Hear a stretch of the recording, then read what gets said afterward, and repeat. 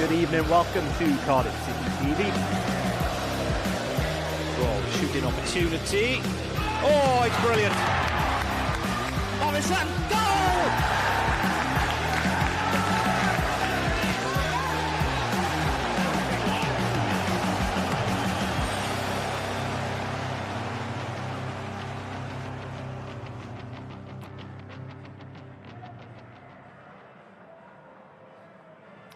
Good evening, welcome to Cardiff City TV tonight with myself, Ashley Jameson, alongside me, John Donovan, in what feels a little like the morning after the night before you've woken up with a terrible hangover and you've just really realised you've got to go to a family christening, because we have top of the table West Bromwich Albion, or as good as top of the table West Bromwich Albion, visiting Cardiff City Stadium tonight, and we expect another very tough night at the office, because the two relative forms of these two teams couldn't be any different at the moment, John.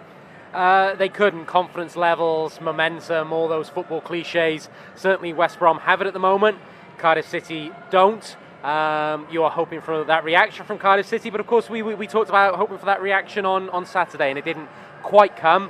But I think just everybody needs a jolt in the arm this evening on what is a dank, wet night in the capital. So hopefully Cardiff City can show some of that early season form, but it is a very, very tough test in front of us. And I mean, it's fair to say Saturday afternoon was a day to forget, and forget quickly. A chance to put it behind themselves tonight, but it's going to be a huge ask. And I mean, you were on commentary watching the game, and for 20-25 minutes there was an improvement in structure. There was a clear game plan, an idea of what to do. And then the confidence, the brittle confidence when that opening goal went in, everything just fell away. Well, I know many people think I'm an idiot anyway, but in the Bristol City game and Saturday at Blackburn, I felt ever more so like an idiot, because I've commented on Cardiff City's first 20 minutes in both games and said, I'm happy with that. I thought Bristol City, we played some nice football. That wasn't necessarily the case against Blackburn, but to reference your point, Ash, yes, I thought the structure was better. Perry Ng, who was taken off at half-time, I thought was having a pretty good game, playing narrow and supplementing the midfield. I thought Leandro Bacuna was trying to play a little deeper, and I think in the middle of the park, we mixed it better, we closed space, we were pressing higher up the pitch, and for 20 minutes I thought, yeah, this could be a good day. And then one ball over the top, and just defending you wouldn't expect from Cardiff City, and particularly the experienced centre-halves that we have. It was a very cheap goal to concede, and from that everything just fell apart. And I don't know, you can look at some of the finishing from Blackburn and say, yeah, that was quality, and a lot of their play was quality. But actually I would say at least 4 of the 5 goals they scored were eminently avoidable, and I would look more at the defending of Cardiff City than necessarily Blackburn cutting us open. So it is a day to forget, but also not a day to forget, because there's so much that needs to be learned from that, so much that needs to be improved upon. And Mick McCarthy said in his post-press conference that, perhaps teams have maybe figured out Cardiff's system. Well, he's thrown a curveball tonight, because nobody's expecting this team's selection. Cardiff start with 5 centre-halves, so it looks like a back 5 of Kieran Brown, of Mark McGuinness, of Aidan Flint, of Sean Morrison, and of Curtis Nelson in a back 5. It's a team designed to disrupt and to defend, and they're going to have to against this West Bromwich Albion team. They will. I didn't expect to see 5 centre-halves. It is, I don't know, I understand Mark McGuinness has played as a holding midfielder before. Is that a curveball? Is it a flat back 4 with him in front? I suspect not. I suspect we will be seeing Curtis Nelson as a wide right defender. I'm not going to call him a wing back, and Kieran Brown as a wide left defender. We are going to give ourselves a platform in the game, I suggest, by being hard to break down. Attacking threats that have been limited, to say the least, in recent weeks. Well, I'm not sure they're going to get to increase to tonight, but I imagine Mick McCarthy's looked at it and said, at least let's be in the game, at least let's be solid, and let's be tough to break down. But yeah, certainly when I looked at the Twitter feed tonight, surprise would be an understatement. It seems like the most surprising team selection I've seen at Cardiff City Stadium since Liam Feeney and Greg Halford started that Seven-side derby under Neil Warnock many years ago. And we know that panned out on the day. So So let's wait and see. Let's grasp the positive, and there was one from Saturday, and that was the return to fitness and the return to team of Ryan Giles, and through doing nothing other than the basics of what he does ever so well, which is take men on and hold his width and put balls in the box. He made an impact in that second half, and James Collins, who starts up front this afternoon, has had very, very little service in his time in a Cardiff shirt so far. He should at least get some balls in the box to attack this afternoon, or this evening rather. You're absolutely right, and to take Ryan Giles first, pace and width, and I don't think it's the most complicated game that Ryan Giles plays, but it's two features so lacking in this Cardiff City squad, and that's not criticism, that's just fact, I think. Ryan Giles will provide width, he'll provide quality into the box. I actually thought against Bournemouth, yes, Coventry was a bad night, and James Collins perhaps had the worst night of anybody with that missed chance. But I thought James Collins, when he came on against Bournemouth, affected the game. I thought James Collins earlier in the season, particularly Blackpool away, affected the game. So I think James Collins still has something to contribute to this Cardiff City team. He's an experienced forward who, as you say, Ash, has received very little in terms of quality into the box. Of course, that's the same for Kiefer Moore also. So, yeah, positive that Ryan Giles is back tonight. I think James Collins will be keen to see what quality comes his way. But you can't help feel there is an over-reliance on Ryan Giles to be the complete attacking focus of this Cardiff City side. And, well, hopefully he stays fit and hopefully his form from this season continues. The other good news in terms of team selection this evening is on the bench, where Joe Rolls is back in the matchday squad, recovered from that groin injury, but clearly not been rushed straight back into the starting lineup just yet. We will continue our build-up to this evening's game between the Bluebirds and the Baggies. The other side of this interview, post-match on Saturday with Mick McCarthy, so you can imagine he wasn't best pleased.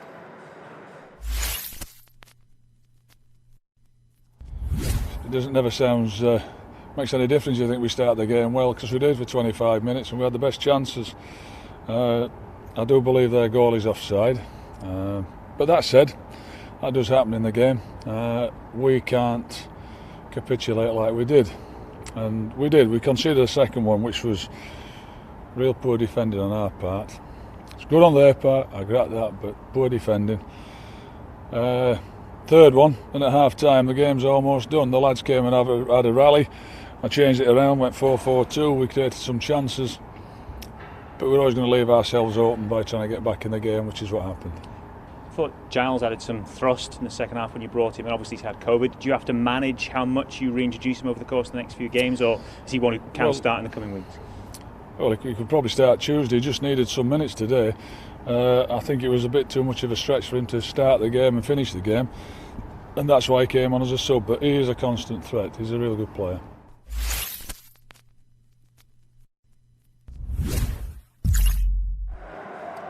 Mick McCarthy there in the immediate aftermath of that 5-1 defeat to Blackburn at the weekend. Now, before we turn our attention to the Baggies, John, quick mention for Cardiff captain Sean Morrison. It's club appearance 287 this evening. That moves him to number 3 in terms of appearances for the club this century, so moves him ahead of Aaron Gunnison. Now trains only Kevin McNaughton and the late great Peter Whittingham, and just 2 behind McNaughton actually. And my word, we need a captain's performance this evening. We do indeed. I may be wrong. I still don't think Sean Morrison is playing completely fit from whether he ever will again, but I don't think he's playing completely fit from his injuries at the end of last year and pre-season, where he didn't have a complete pre-season. But he is a leader. We've been very fortunate to have him. There's not many signings from Ole Gunnar Solskjaer left in this Cardiff City squad. And I say that firmly with tongue in cheek, but Sean Morrison was a good bit of business, won the fans over, has been captain of this team, has been a leader, plays through the pain, leads by example, puts his body on the line, scores goals, and even in the despondency of Saturday, it was another Sean Morrison goal. So we have been fortunate to have him. He and Joe Rawls both love Cardiff City. I think they both consider this their home now, and he will give everything for the cause tonight, and he and the rest of that, we think back 5 is going to have to be on top of their game. Let's turn the attention to the visitors then. West Brom come here second in the table, but as good as top. They've been superb, them and Bournemouth, so far this season. And really, if you're going to be above Fulham in the table, then you're doing something well, and they clearly are at the moment. They've really taken to Valérien Ismaël's style of football very quickly. He's made an impact there, and if you use the phrase, they look like Barnsley from last year, but with much more quality, that's a pretty terrifying prospect. It is, and I would completely agree. And the reason I think West Brom and Bournemouth will finish above Fulham and be the two automatic promotion teams is I think they can play football but mix it as well and come away to, sorry to borrow the Stoke cliche, but to come away to the Cardiff City Stadium on a cold, rainy Tuesday night. And if Cardiff go long or look for set pieces or look to turn it into a battle, I think West Brom can play that way. I think their press is frightening, the speed at which they get the ball back and the position at which they get the ball back higher up the pitch. So I think they can mix it with the likes of Cardiff City, and then when they get the ball, they can play expansive football also. So I think he's done a great job. He did a great job at Barnsley last year. It's a more frightening prospect now because not only has he got the structure right, but he's also got better quality players. And I think them and Bournemouth are a class apart at the moment, Ash. And you'll be seeing the teams on the screen in front of you as we talk about this. So let's talk about what we're going to see from West Brom. The front three, it's tended to be a 3 from 4 with a very fluid front three, and you've had Matt Phillips, you've had Callum Robinson, you've had Colin Grant filling in as the nominal 9 this season. Not this evening, he's gone with a big physical presence at 9 in Jordan Hugill and going to be flanked by Grant, who got the 2 goals last week and was the player in this front three who was missing the goals so far. Yeah, absolutely, and it was a big Friday night against QPR for the Baggies. They were trailing for a lot of that game. I watched the second half. But again, Valérien Ismaël never say die. He knows how to change a game as well, and they scored 2 late goals. I think the reason Hugill's in is almost from a defensive point of view as well as an attacking point of view. Ash is to have another a taller player, physical player in there to defend set pieces. So I think we might only see 60, 65 minutes of him, but I think he's going to be an important aspect in both boxes. And I think Valérien Ismaël maybe just wanted a little bit more physicality in there, but it is a 3-4-3 formation. It is fluid, it is fast. I thought it was a great pickup bringing Mowat from Barnsley on a free transfer as well, so that could be the best bit of business of the season. Jake Livermore, always thought he was a quality player. Obviously he's had a few demons in his life, but at this level will make the midfield tick and break up play and spread the game quickly. So yeah, we might be waxing lyrical about them, and Cardiff City fans will say, well, this is Cardiff City TV, but you can only play a compliment to what I think is going to be one of the 2 best teams in the division. I think it's going to be a straight shootout between them and Bournemouth for the championship title. There's been a bit of reshuffling in the back line across the season. They've had injuries. No Darushay, missing with an ankle injury, is going to be for a couple of months. No Matt Clark still either, who's still missing. So Connor Townsend has slid back in to play on the left of the 3, and it brings our old friend Adam Reach into the left wing back role, and he's put Cardiff to the sword several times over the years. He has. I remember, what was it, a bank holiday Monday in May? It was only April. It was only April, but I must admit, and we saw paper talk about Cardiff being linked with him, and I'm a fan first and foremost, and I was hoping, I was wishing, and it didn't quite come off, and for whatever reason, budgets in football these days, but surprised that the other clubs weren't in for him. Not surprised West Bromwich Albion, again, good value, took a punt on him. His quality into the box is normally right on the money. His work rate, I think, is good. Not blessed with searing pace, but I think he's one of those intelligent footballers that could beat a man with a shimmy or just shifting the ball. And again, yeah, another good pickup for West Bromwich Albion and a danger player to watch this evening. Got some good news. Go on. West Brom, not only have they not won in this stadium before, they haven't won in Cardiff since 1974. It feels like they've got a better record than that on this stadium. They also came here 2 years ago sitting top of the championship table, and Cardiff beat them 2-1, and Cardiff weren't particularly in form on that evening. You want some more good news? I do. They've dropped points recently against teams that they really shouldn't have. Yes, they won that game last time out against Queen's Park Rangers. Dropped points against Millwall, Derby and Preston before that. So they are a little susceptible. They are, absolutely, and I think Valérien Ismaël was almost talking to his fans, or I saw in the local media, their expectations are so great that he thinks there is far more to come from this team, but he was almost asking for a little bit of patience. I don't know, it feels a little bit like maybe an underdog cup tie to me, Ash, this evening. I'm almost hoping that Cardiff City can play a little bit with the pressure off, because let's be honest, and we have to be honest, there's a little bit of despondency around the place, and I think fans are expecting West Bromwich Albion to win this game comfortably. I'm hoping that just relieves the pressure on Cardiff City, and there's a little bit of chest thumping in that dressing room that, come on, this is our home soil, and we're not going down like we did on Saturday. And I'm hoping Cardiff City come out with a battle-like mentality to make it difficult for West Brom. If we get some quality into the box from Ryan Giles, you never know. So everyone's talking about a West Brom win. I might be crazy, but I might just have a sneaky feeling for Cardiff City tonight. That's a hell of a sneaky feeling you've got there, John. Tell you what, it feels like we're clinging on to a lead desperately here. So what I'm going to do is I'm going to bring on a late sub. I'm going to swap you out for former Cardiff City captain Darren Purse. How does that feel? I think that's only fair, and I won't throw my shirt down in disgust. Perfect. So hang around for a couple of minutes' time, and the other side of these adverts, we'll have former Cardiff City captain Darren Purse with me. Top 5 in association with the Big Yellow Self-Storage Company.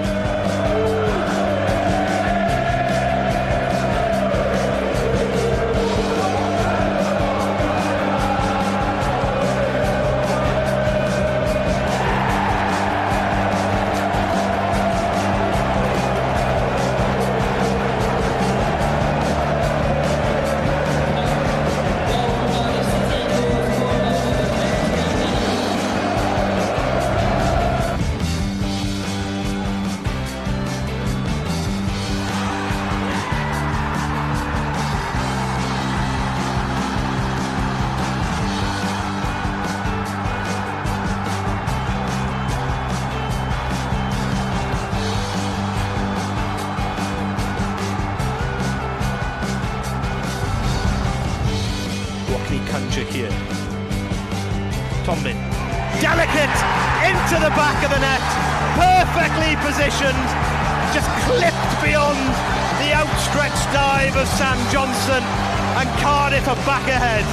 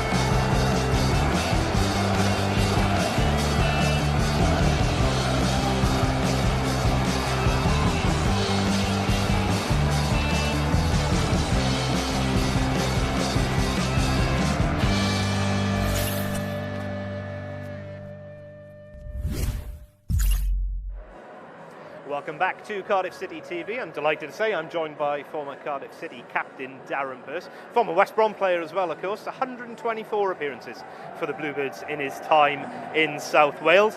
Fair to say, Darren, it's been a season of differing contrasts for your two former clubs so far. Definitely. You look at the form table at this moment in time, it don't make pretty reading for Cardiff fans at the moment. You know, one win in the last 6. You look at West Brom and they're unbeaten as the season has started. So, yeah, contrasting starts to the season. But Championship football is one of them that anybody can beat anybody at any night. You know, I look at the result from Blackpool v Fulham 2 weeks ago. You know, and it just shows you how Championship football is so up in the air, and you can never predict any result. So hopefully we can have a result against the full table tonight. So Cardiff with obviously a very, very disappointing result on the weekend. There has been a reaction with the team selection from Mick McCarthy today. He's gone with the 5 out-and-out defenders in there. Do you think that's a reaction to the form that the front three of West Brom find themselves in at the moment? I think definitely. I think there's always going to be changes after the result of the weekend. You don't concede 5 and then keep the same sort of back 5 in, so there's always going to be changes. And basically Mick McCarthy's looking for a reaction from the players. And invariably, more often, if you do lose a game, you will get that reaction. But you're coming up against a really tough West Brom side that have got quality in forward areas. And if we can keep them quiet, then there's every chance we could nick a result from the game. But it's going to be a tough ask. You're obviously played as a centre-half during your career. Ever play in a back 5 of 5 centre-halves in that time? I've played in a back 3 with 3 centre-backs, but definitely not 5. The worry for me is obviously in them wide areas. You can play 3 centre-halves as the 3 at the back, but if you're playing defenders or very defensive-minded players in them wing-back roles, it becomes very hard to get yourself out there. And you're asking a lot of work from the players in front of you to cover for them wing-backs, but you're also asking a lot of work of defensive-minded players in them wing-back areas. So it'd be interesting to see how it starts. I can see them sitting very defensive, which is disappointing when you're playing at home, but off the back of a 5-1 result, I think if you'll give Mick McCarthy a 0-0, we'll take it all day tonight. As you say, it's a case of needs must sometimes, isn't it? And if we're looking for maybe silver linings, you've got 5 centre-halves on the pitch along with James Collins. Cardiff are always strong from set pieces. That should be even more so tonight. Well, that's how you play. You've got to play to your strengths sometimes, and I think the way he's lined up, he's gone back to basics really. If we keep a clean sheet, we've nicked a point, and who knows what might happen at the other end of the pitch, especially on a night like tonight where the wind, the rain's howling down, and it's a little slip from somebody at the back, and you nick the game 1-0. So it's just the way he's set up. But I didn't expect anything different. With the game and the result from the weekend, it was always going to be sort of backs to the wall, keep it nice and tight for as long as we can, and it's not nice being at home to do that, but a point would be a good result. And to be fair to West Brom, Valerian Ismail has implemented this high pressing, high intensity style of football that served him so well at Barnsley last year. But we've seen West Brom when they've needed to be very direct, and you saw what they did to Sheffield United earlier in the season, and set pieces are a huge part of their game as well. Definitely, I think it might suit Cardiff with their high press, because I can't see Cardiff, especially with 5 centre-halves playing, I can't see them looking to play it out from the back, keep it nice and tight. With their high press, they can actually beat the press with a longer ball or trying to thread the ball through quickly. Hitting forward areas, so it might actually work if they do. If West Brom do press high, it might work for Cardiff to then go and obviously counter that by playing that bit longer and playing past the press. So it'd be interesting to see how the game develops as the game kicks off. And as you say, it's a disgusting evening here in South Wales. It's been teeming down all afternoon. I think the rain has just abated just in time for kick-off. We're about 7 minutes away from kick-off now. Delighted to say Darren Purse is sticking around this evening. He's going to be on call commentary with myself, Ashley James, as we come back the other side of these messages for live coverage of tonight's game at home with West Bromwich Albion. In their first fixture for 2 weeks, Cardiff City's under-18s travelled to Colchester United on Saturday the 25th of September. Desperate to bounce back from a disappointing result at Wigan last time out. In the topsy-turvy encounter, City went 1-0 and 3-1 down, but the fighting spirit that Matthew Bloxham has installed in his team was on show, when goals from James Kroll, Caleb Hughes and Rhys Schwank rescued a point for the Bluebirds. Next up, Charlton at home on Saturday, 2nd of October. Steve Morrison's under-23 side continued their outstanding start to the season with their 5th consecutive victory at the start of the campaign, when they took on Millwall under-23s at the Cardiff International Sports Park on Monday the 27th of September. Goals from Chan Kazimba and Isaac Davis securing a victory. A tough test at Bristol City is next up on Tuesday the 5th of October. Cardiff City women had a tough day at the office on Sunday the 26th of September, losing 4-0 at home to Swansea City to put to an end their 100% start to the season. Ian Derbyshire's side will look to bounce back against Caldicott Town on Sunday the 3rd of October.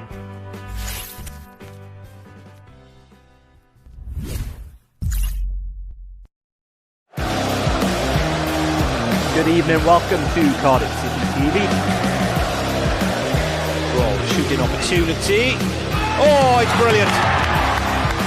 Oh, it's that goal!